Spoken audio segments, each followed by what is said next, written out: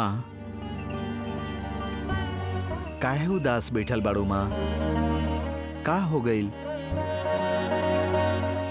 काल से ही भूखे बाड़े। माँ, बाबूजी उनकर शांति खातिर मौन व्रत रख ले बाड़े। उनका जैसे चैन मिलत बा, जौन करे के बा उनका करे दा। हमनी अड़चन काहे बनी? तू काहे दुखी हो रहल बाड़ू? सिर्फ मौन व्रत धारण करे से कुछ न होखी। ऐसे खाना पीना छोड़े से काम न चली। काल से एक बूंद पानी तक नहीं खन पियले।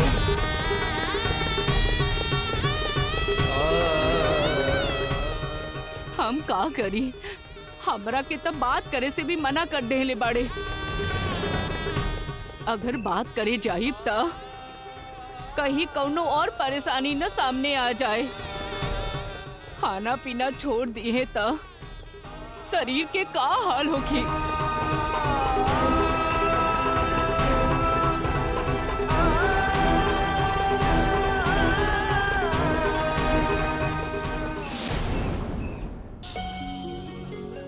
बंगारी, हमनी के भी पता ना चलल कि जिंदगी में का हो गई।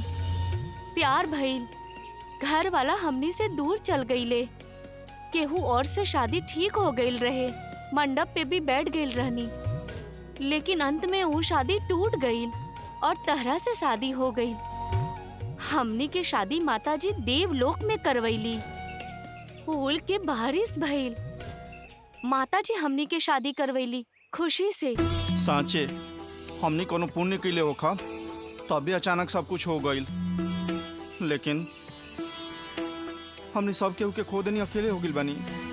मंदिर के काम से निकाल देल गनी और रास्ता पा गए नी। ऐसे दुखी मत होखा बंगारी। हमनी के केहू नहीं के त का, माताजी हमनी के मदद खातिर बाड़ी नहीं। आज जब हमनी के खाए खातिर खाना न रहे, माताजी खाना भेज के भूख मिटवली। जब माताजी साथ बानी तो दुख कौन बात के? माताजी बाड़ी ना, और उनका से संपर्क खातिर मास्टरनी जी बाड़ी ना। इस सब के कारण मास्टरनी जी बाड़ी लाली। उनकर प्रेरणा से ही ये सब हो रहा बा। अगर वो ना होती तो हमनी के का होके पता ना। सच में बंगारी, उनकर ही सब कृपा बा। लेकिन वो कहाँ रहेली हमनी के नहीं के पता लाली। ढूंढल जाई, दिया बेचे वाला जगह पर होखिए ना। हर बार जब वो मिलेली हम कुछ पूछे के सोचे नहीं, लेकिन वो हो ना पावेला। बस चुपचाप माता के बात सुने के मन करेला, सुन के मंत्र मुग्ध हो जानी, सब कुछ भूला जानी। हाँ लाली, हमरो यह लगता। वो कैसन उनकर जादू हा पता न चलेला। ई बार जब वही है तब पूछे के पड़ी। हमनी के शादी देवलोक में भइल बा ना, हमने की वहाँ कैसे गई नहीं पता चले के चाहिए ना। तब वो श्रीमती जी वहाँ आई रही, बहुते गहना और कपड़ा पहनले रही, मंगलसूत्र बांधे समय कहले रही, बंगारी मंगलसूत्र लाली के बांध। काहे बंगारी, का सोचता रहा? कोनो समस्या बा का? हिम्मत करके आगे बढ़ा, सब अच्छा होखी। मंगलसूत्र पहनावा।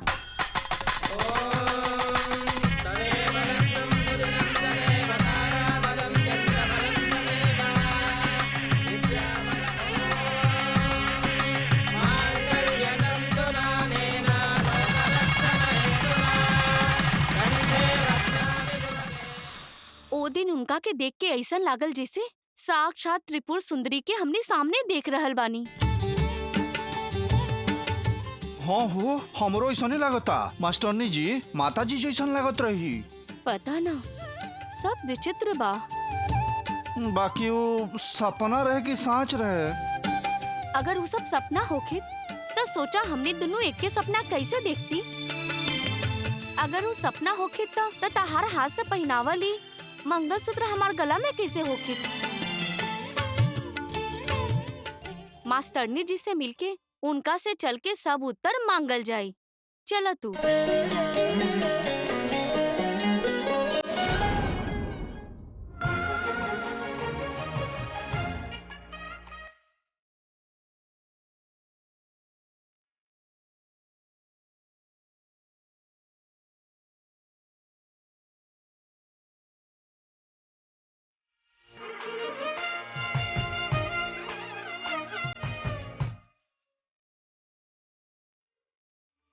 हमने के जब भी रउआ के बारे में सोचनी, रउआ हमने के आँख के सामने आ जानी। अभी फिर उहे भइल, हम और बंगारी राउर बारे में बात करत रहनी और रउआ हमनी के सामने आके खड़ा हो गई नी। एक बार ठीक बा, दो बार ठीक बा, लेकिन जब हमनी सोचिला तो हर बार कैसे हमनी के सामने आ जाइला। जे मन से हमेशा के लिए सच्चा रहेला, जेकर मन हमेशा शुद्ध रहेला, ओकरा बीच ऐसन चमत्कार हमेशा होत रहेला। इहे सत्य बा। 1 मिनट मास्टरनी जी, पहले हमनी के बात सुनी, फिर रउआ कुछ कहब। का भइल, आज नया कौन बात बा? जब जब हम रउआ से मिलेनी हम कुछ सवाल करे के चाहेनी, लेकिन वो हो ना पावेला। लेकिन राउर बात सुन के हम कुछ बोल ना पावेनी। लेकिन आज हम पहले रउआ से प्रश्न करब। पहले हमार प्रश्न के उत्तर दे, ओकरा बाद जे बात करे के बाद करब। मनुष्य के जीवन में प्रश्न से कबो भी मुक्ति ना मिलेला। मनुष्य के जीवन में प्रश्न के अंत नहीं खे। प्रश्न अज्ञानता के संकेत है, अपूर्णता के लक्षण है। जौन जैसे आइल बा ओकरा के वैसे स्वीकार करके अभाव ही प्रश्न होखेला।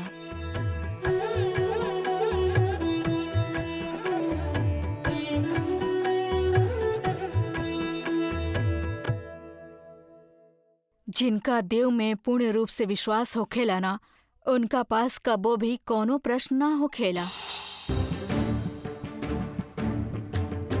उत्तर में हमनी के साथे हमेशा देव बाड़े। उनकर मन में ऐसन प्रश्न ना आवे।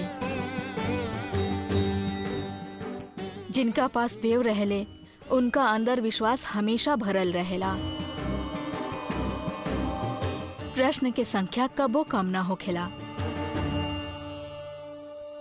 तहरा लोग के अभी के परिस्थिति का बा, मन के स्थिति का बा, तहरा लोग के अमन के स्थिति का बा, तू लोग के जीवन के सब सच्चाई हम अच्छा से जाना तानी। चिंता मत करा, तू लोग के पास जितना भी प्रश्न बा ओकर उत्तर हमरा पास बा। तहरा लोग के हर समस्या के हल हमरा पास बा। प्रश्न के जैसन ही छोड़ दा, उत्तर अपने आप मिल जाए। समुद्र में मोती मिलना पर खुश होके के चाही ना कि शोध करे के चाही। तू लोग के अभी अभी शादी भइल बा, ऐसन सोना के समय के आनंद ल लो। तहरा लोग के जनले बिना सब वैभव से तू लोग के शादी भइल बा। ई विधि के विधान है। प्रश्न कैले बिना अनुभव करा, सब ठीक हो जाई। कैसे सब ठीक होखी? ये शादी के वजह से हमनी रास्ता पर आगिल बनी जा, न रहे के घर बा न खाए के खाना बा, ऐसा स्थिति आगिल बा हमनी के। चिंता मत करा, उ माता जी बड़ी ना, ई सब विधि के संकल्प है बंगारी। तहरा लोग से पूरा होखे वाला न जाने कितना संकल्प तू लोग के इंतजार करता। निश्चिंत होके रहा।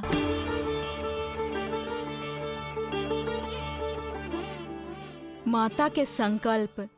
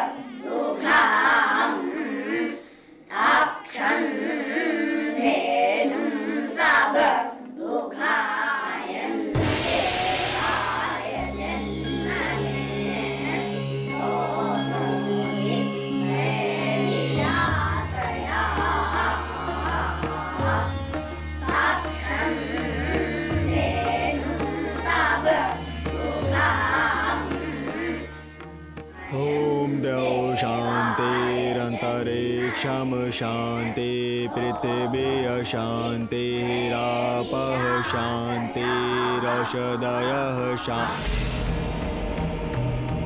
हम अनिश्चित काल खातिर मौन व्रत में जा रहल बानी।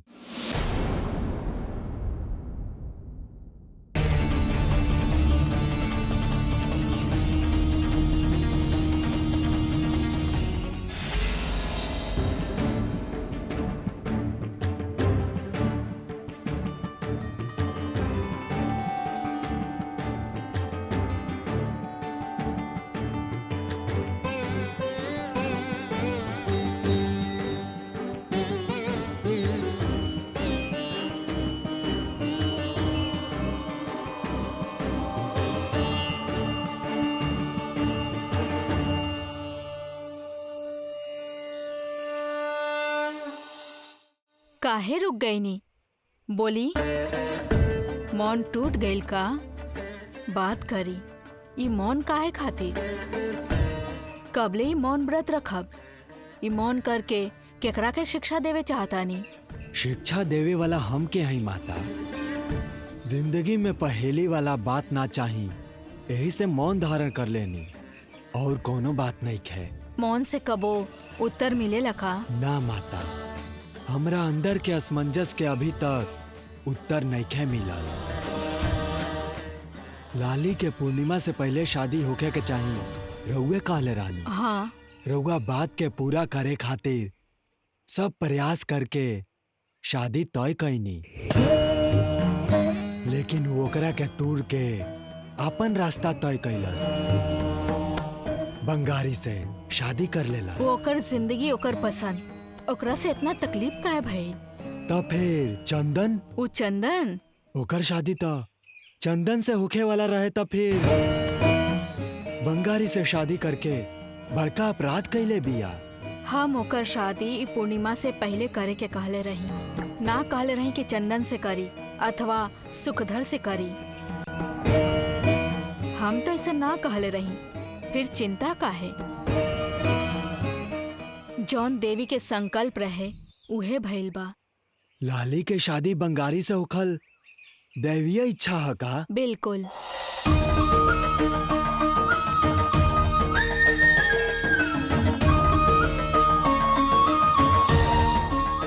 एमे कोनो संशय नहीं के शास्त्री जी। अब रउआ आगे के काम के तरफ ध्यान देही। नया वर वधु के जाके अपना घरे लेके आई, उनके आशीर्वाद देही, उ लोग के अच्छा से रखी और उ दोनों देवी के संकल्प के वैदिक कारण खातिर एक भइल बाड़े।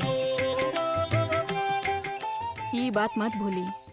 माँ महादेवी, रउआ मुंह में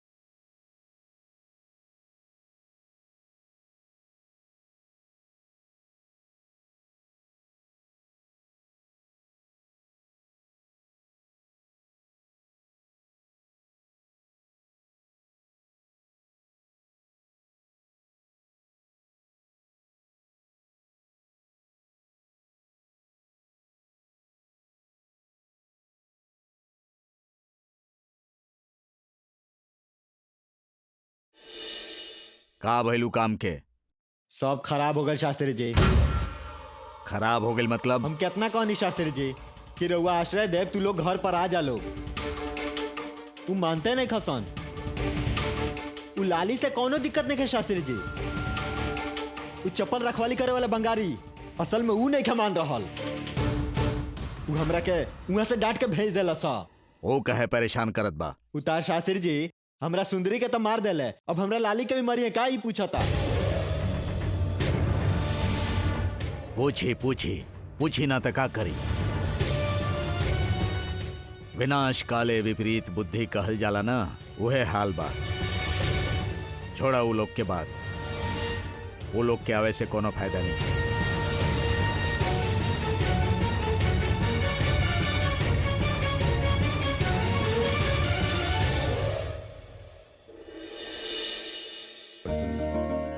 शेखर, शेखर, शेखर।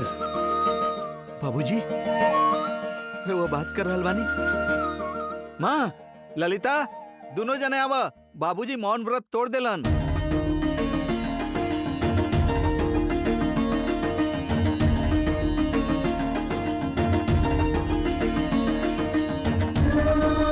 शेखर, हमार मौन व्रत के उत्तर मिल गए।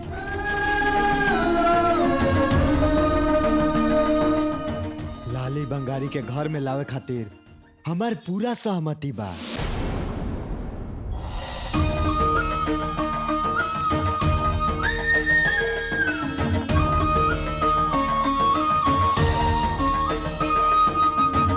वो दोनों कहाँ बाड़े? तू जाके ढूंढ के लेके आवा।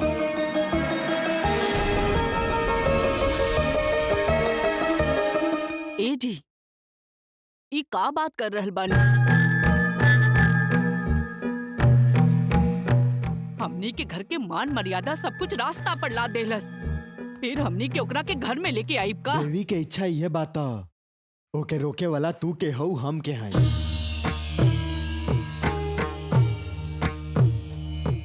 ई सब सोचे वाला बात है। ई सब वो त्रिपुर सुंदरी माँ के कृपा है। आगे भी उनके दया से हुई।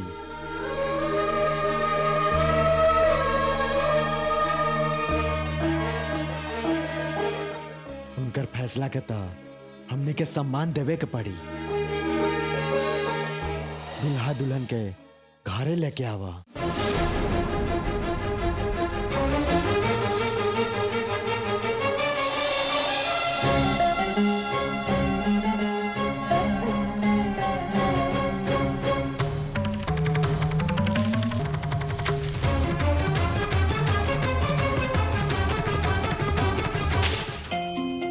एक मिनट। का बात बा? जल्दी बोला, हमरा बहुत काम बा। अच्छा जी, ससुर जी अचानक कैसे मान गईले? अरे परसों तक चंदन से शादी नहीं के भइल कह के खाना पीना छोड़ के मौन धारण कैले रहलन। अभी ये कैसे बदल गईले? उ जाके बाबूजी से ही पूछा। तोरा पता नहीं क्या का? बाबूजी जौन करेले ओकर कोनो मतलब होला। हमने के उनका से प्रश्न करे से अच्छा बा हमने उनकर बात मान जाई। हम कब उनकर बात टलले बानी बताई रहुआ? फिर भी अचानक उनका में इतना बदलाव समझ भी नहीं आ रहल। बाबूजी के दिव्य दृष्टि बा, उनकर दृष्टि में कुछ दिखाइल हुई। हमनी के उनका से प्रश्न करे के कोनो मतलब नहीं खे। हमनी के ता अपन बेटी दामाद आ रहल बाड़े। हमार बेटी जेकरा पसंद करत रहे ओकरा से शादी हो गई, ओकर खुशी मनावल जाए। सच में जी, कितना लड़की के ऐसन किस्मत होखेला रउए बोली। हमनी के लाली सच में नसीब वाली बिया। आखिर में हमनी के ये घर गोकुल हो गई। ना भैल जी। काहे काहे ऐसन कहत बाड़ू? घर वाला मिलजुल के रहेले त गोकुल ही कहल जाला। एक होके रहे से ना होखी, रहे वाला के मन भी एक होके के चाही ना। बाकी ई घर में ई मुमकिन नहीं खे। ऐसन बात काहे करत बाड़ू? ऐसन शुभ अवसर पर तोहर दिमाग खराब बा का? माँ जी के देखनी है, वो पहले ही से लाली भाग गई कह रहल बाड़ी। वो मंडप से उठ के जाके बाहर शादी कैले बिया कहतारी। अब वो आई तो पता ना का होखी। लाली और बंगारी के यहाँ आवे खातिर माँ बाबूजी दोनों मान गए। मान गई बाड़ी, मना नहीं की कैले, लेकिन वो मन से मनले नहीं की लाली के। ओकरा बारे में हमनी काहे के अभी सोची? काल आवे वाला परेशानी खातिर आज आंसू काहे बहाई? ओकरा बारे में बाद में सोचल जाई। जाके सारा तैयारी करा। आज खास दिन बा, कुछ विशेष खाना बनई है। पहला बार बेटी दामाद घरे आवत बाड़े। अब रउआ हमरा के सब बताइब का? मजेदार मीठा खाना बना रहल बानी।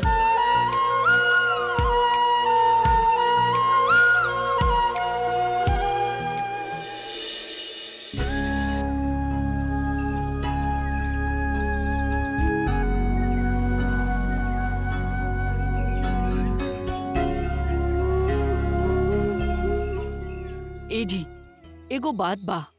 का बात बा राजलक्ष्मी? हमार बात के अनसुना करके वो चप्पल वाला के साथ भाग गई। फिर ओकरा के घर में काहे बुला रहल बानी? वो शादी कैलस यही देवी के इच्छा है। ई जवन कुछ भी भइल बा उ माँ के इच्छा है। ऐसन होखला पा हमने इस संकल्प के विरुद्ध ना जा सकीला। मंडप से उठ के भागल लड़की के फिर से घरे लेके आई ता गांव के लोग का कहिए? विरूपाक्ष शास्त्री जी का सोचे हैं? ये सब हमनी के कइल ह, हमनी के गलत समझे। ई सब बात करके केहू भी हमार नियम ना बदल सकेला। ये बारे में ज्यादा बात मत कर राजलक्ष्मी। लाली बंगारी आ रहल बाड़े। आज के बाद उ लोग यहीं रहिए बस। लेकिन ऊ लोग के घर में रहल हमके बिल्कुल पसंद नहीं खे।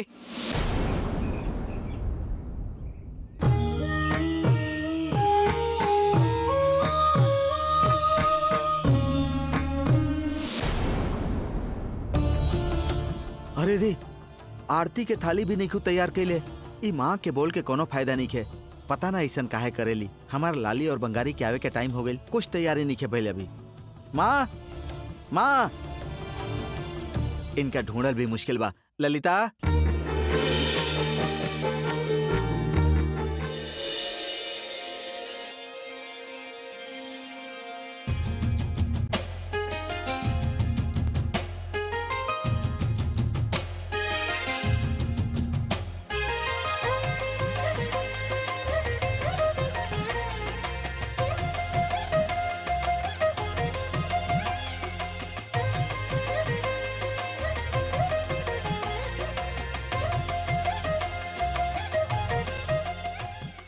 ई सब जौन देवी के संकल्प रहे उहे भइल बा।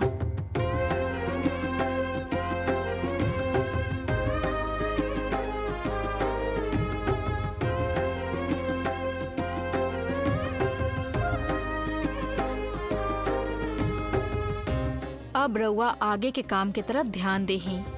नया वर वधु के जाके अपना घरे लेके आई, उनके आशीर्वाद देही, उ लोग के अच्छा से रखी।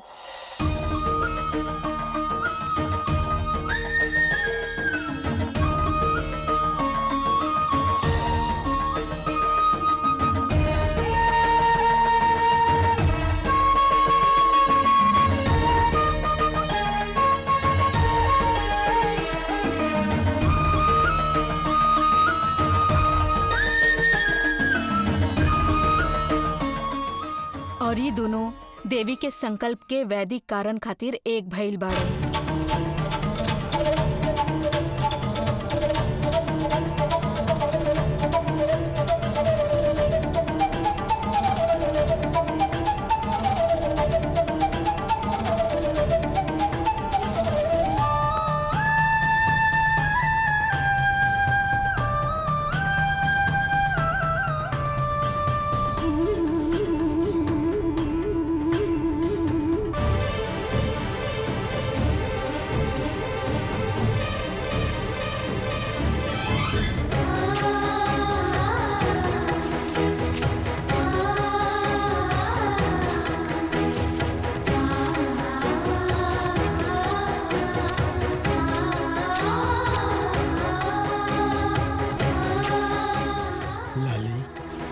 बंगारी, शेखर, ललिता, लाली बंगारी आ गई ले।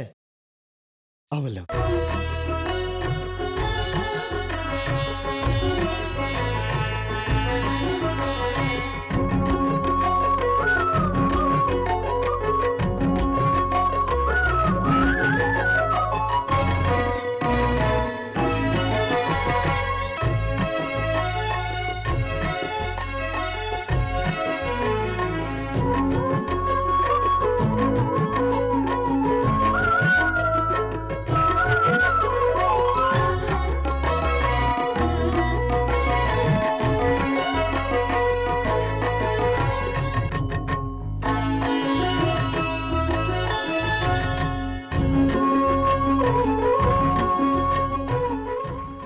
ललिता,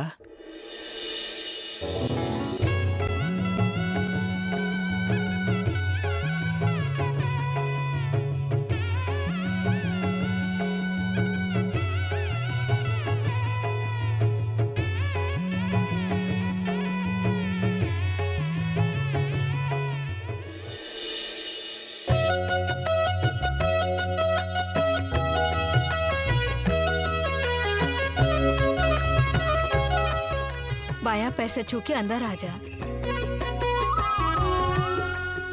आवा बेटी, पहले बेटी रहलू, अब बहू बन के आवा।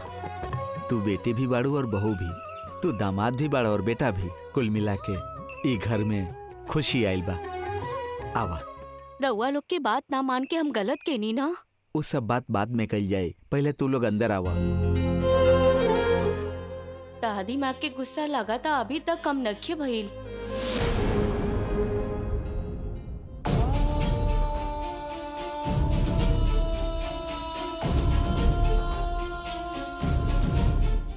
ई तो उनकर हमेशा के हा।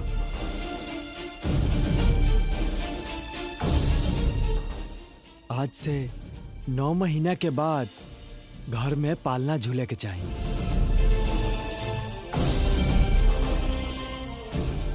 बच्चा हंसे के चाहिए, यह माँ के संकल्प बा।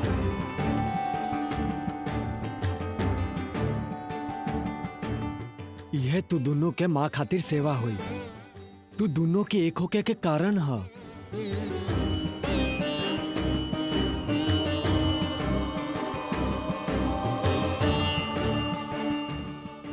माता के मन में ध्यान करके अंदर चला।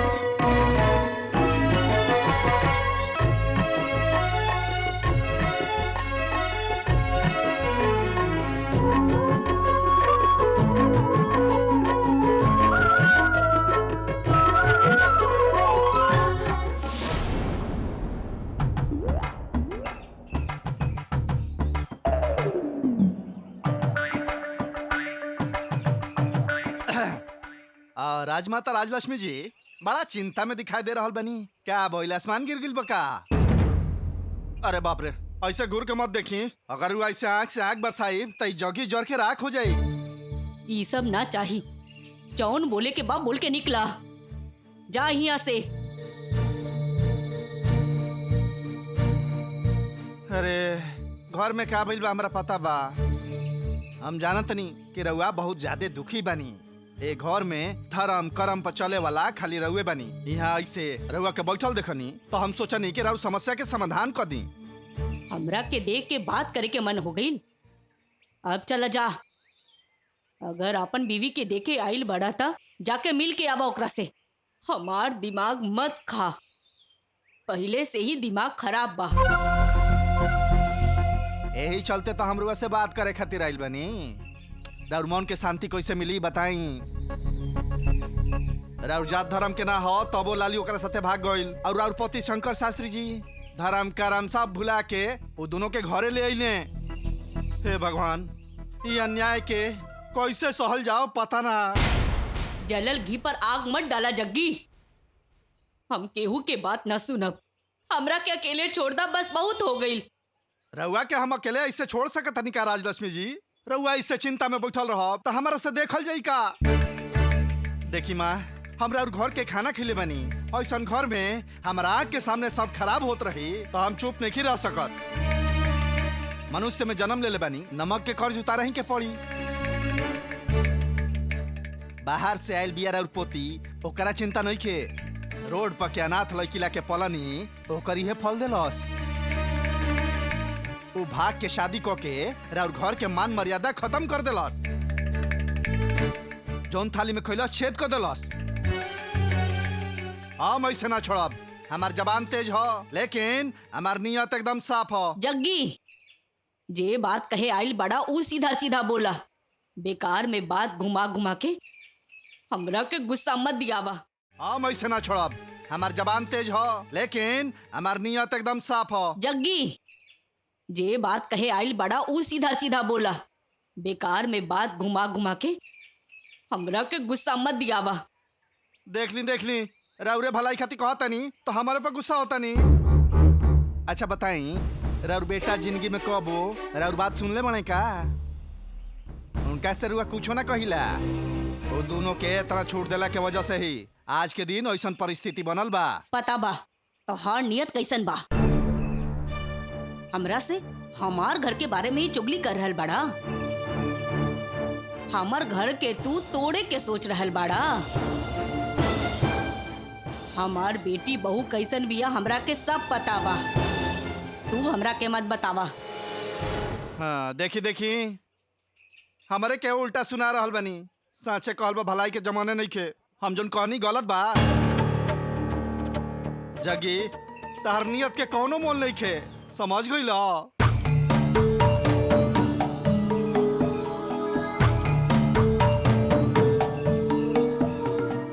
देखी राजमाता राजलक्ष्मी जी, रउआ लोग के अलग अलग होके से हमारा ऐसा क्या लाभ होखी? करुआ अपन जायदाद लिख देब नानू। राउर अच्छा, राउर घर के अच्छा सोच के कहनी।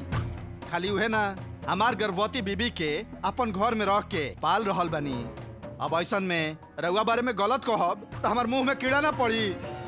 ठीक बा, बिना कहले तू यहाँ से ना जइबा। यही से हमरा से जौन कहे के बा कहा और निकला यहाँ से।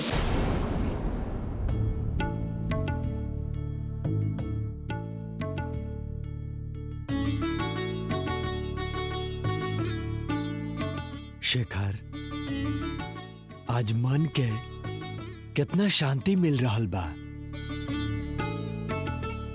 ई शादी जब टूटल रहे, माँ त्रिपुर सुंदरी के इच्छा के पूरा ना कर पैनी सोच के परेशान रहनी। लेकिन वो जगत माता है। वो अपन तय कल दिन के अंदर अपन इच्छा के खुद पूरा कर देली। शादी हो गई। हाँ बाबूजी, आवे वाला पूर्णिमा से पहले ही शादी होके के चाहिए रहुआ कले रानी। जल्दीबाजी में शादी तय हो गई, लेकिन इतना अड़चन अइला के बाद भी शादी हो ही गई। और हो हमार लाली जोन लड़का के पसंद करत रहे ओकरे से भइल।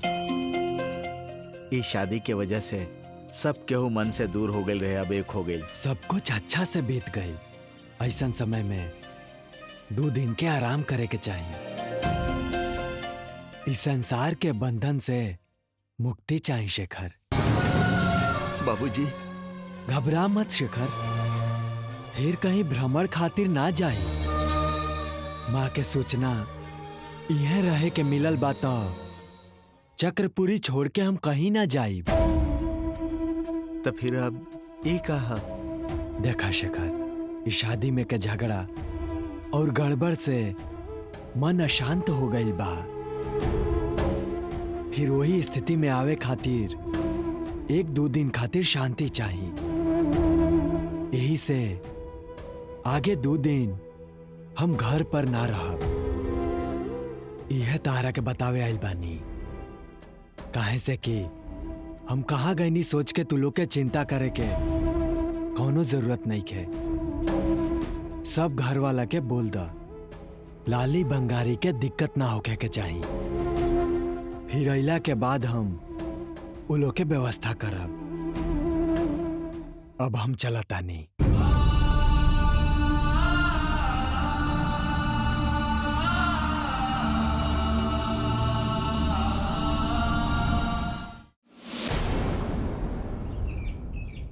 देखी राजमाता राजलक्ष्मी जी, हम रुआ से बस एगो बात करे आई रही। अरे कहा सोच के वो नीच जात के बंगारी के रुआ लोग घरे उठा के ले आईनी। राउर बुद्धि के क्या भय? वो कोनो तरह से बराबरी में बाका? कोनो एगो चीज में बताई ना।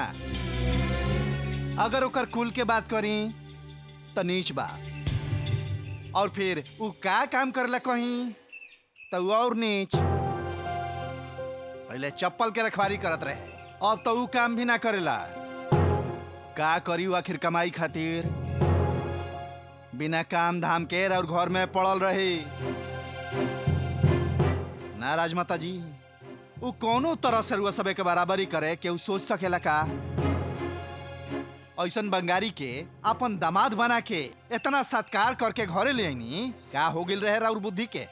हाँ जग्गी, हमरा भी उ बंगाली के घर में रहल पसंद नहीं खे, लेकिन हम का करी, घर वाला सबे पगला गइल बाड़े। पहले तो तहार पत्नी हमरा तरफ से बात करत रहे, लेकिन अब वो अपन दीदी के सुनेली। राजमाता राजलक्ष्मी जी, रुआ घर के बड़ हई, राउर बात केहू नहीं के सुनती मतलब बा। रुआ अपन बेटा बहू के चेतावनी दही, रेखा खींच के ओकरा के लांघ के नहीं जाए के रुआ ई आज्ञा दही। सुनिए कैसे ना, सुना ही के पड़ी। अगर रुआ ये तरह चुप लगा जाए तो राउर कहानी वहीं रह जाई, वो लोग आगे बढ़ जाइए, गांठ बांध के रख ली। तब वो हमार बात के सुनी जग्गी। देखी देखी रउआ फिर शुरू हो गई नी, केतनो समझा दी लेकिन रउआ खाली अपने बात पर लटकल रही।